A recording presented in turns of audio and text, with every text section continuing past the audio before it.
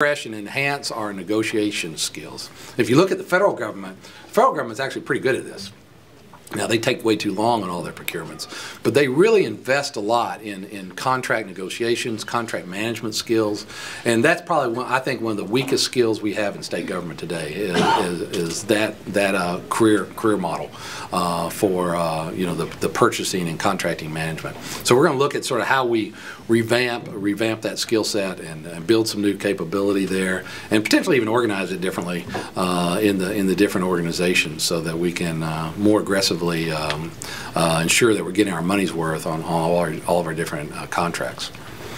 So that's sort of a whirlwind of a lot of the different initiatives.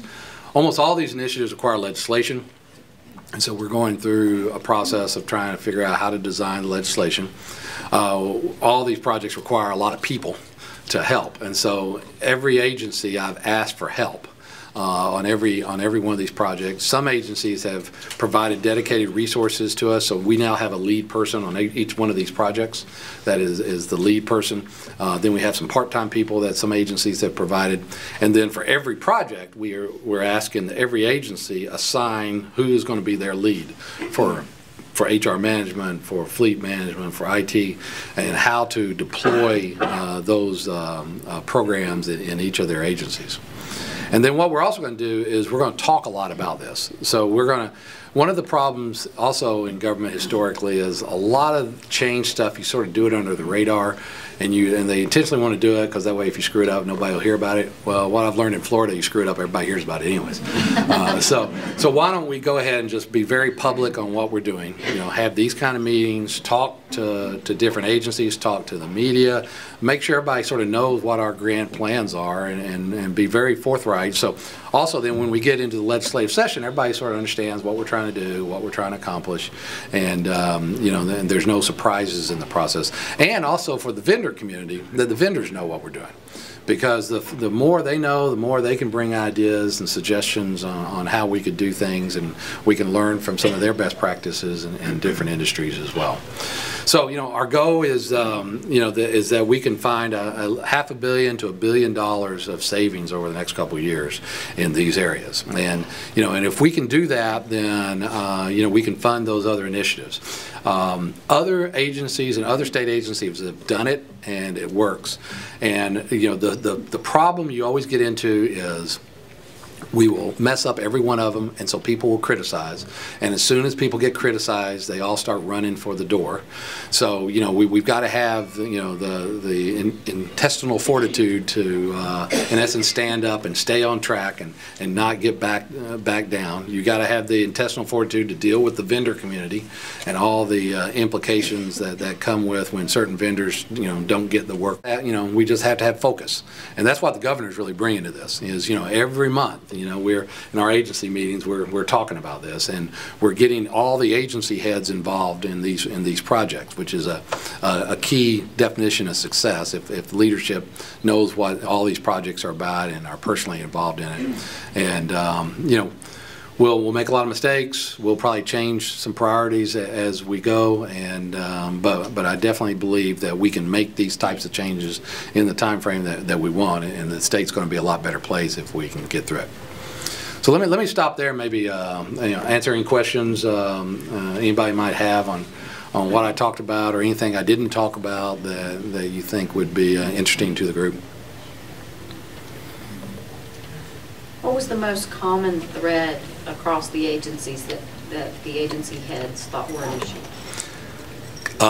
Protests, contract management, and and definitely, the problem is most agency leaders aren't that involved in procurements until the protests hit, and then the lobbyists start calling and the vendors start calling, and then they get involved.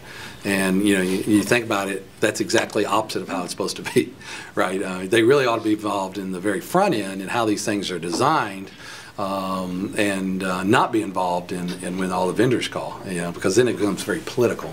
But they just get bogged down, on all this, in essence, what I call process, where that's not where you want an agency head working. You want an agency head focusing on strategy, focusing on the big picture, not on whether vendor A, filled out a form wrong in the procurement document.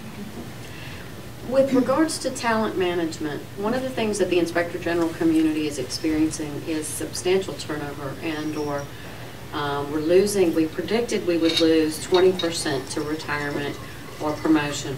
We're actually experiencing at the top ranks from the IG and the Director of Audit or Director of Investigations level more along the lines of 35% turnover. Is there a trend that you see in state government across agencies of other either professions or like contract managers or HR directors or others that is of similar proportion? And how do you think drop, either doing away with drop, will further affect the ability to recruit and retain good people? Well, what I've seen is the lowest paid employees and the middle paid employees have lower turnover. It's the higher paid employees and the high performers where you get all the turnover, which is exactly opposite of what you want, right? And so, that's where we need to deal with that. For some of them, we need to deal with it in the compensation model. There are certain classifications we truly need to pay more for. Now, the problem is the minute you open that kimono, all of them think they all need to be paid more. And so you've got to balance the rights and the options there, but we've got to pay more for certain classifications. My favorite one is nurses. I really think that's a true frontline function in state government, and we just don't get quality nursing care because of the turnover and just quality of the people for what we pay. And so, to me, we really have to figure out how to pay differently.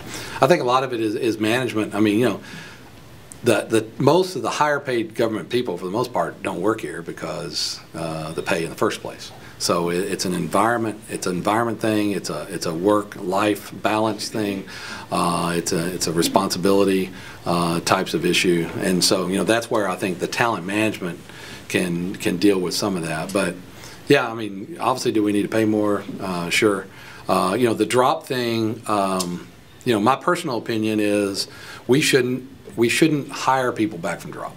That's my personal opinion. That doesn't reflect the opinion of everybody else. And in DCF, I've hired people back from drop because there's people who they're great, and they tell me about it, and I look and I go, yeah, I need them back.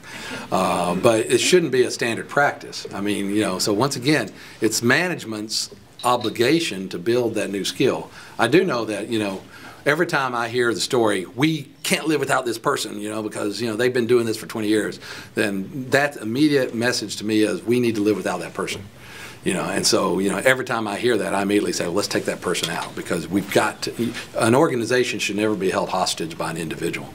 Corporate America doesn't do that, but boy, we do that all over. And every one of your agencies, you can talk about, the person's expert in sentencing, or the person, and we have experts in eligibility processing, and you ever write it down? Well, no. But that gets into the talent management, the movement of people and skills. Federal government, once again, does this pretty good. And Europe does it pretty good, where they have executive management programs, and when you are hired in, you're known to move. And so a lot of times people think, well, movement to another agency or something is a bad thing, and you're being demoted. But if it's set up in a program that oh yeah, you're 2 years and then you're going to the next agency, and everybody knew that, then everybody accepts it, and it's good change. And when I was in consulting business, we reorganized every year. Every August, whether we needed to or not. 9 times out of 10, we didn't need to. And it was always a joke, because you go on summer vacation in August and you come back and you got a memo in your file and you've got a different job. And but it brought new energy and excitement every time somebody comes in to the new jobs. And so, I really think we got to do more of that. I'll ask another question. Well, Jerry, look at Jerry. Secretary Wilkins, very, very inspirational to hear your vision, and very, very refreshing and exciting for us. What in your vision? What is your time frame for the 6 issues out there? What time do you need to make them stick? Well, I've also learned that no matter what time frame I say, it's twice that long. And I've done that. I mean, you know, on DCF, we had some great priorities, great projects, and everything takes twice as long, even when we're completely focusing on it. So I'm sort of learning that. But, you know, and a lot of people criticize, oh, you're delayed on a project. And I go, man, if you're just within a few months of a project, you at least got a project. You know, a lot of agents don't even have projects. And so they criticize them for being a few months late. I go, man, that's, you know, you take that win any day. In terms of these initiatives, all of them will have a legislative package.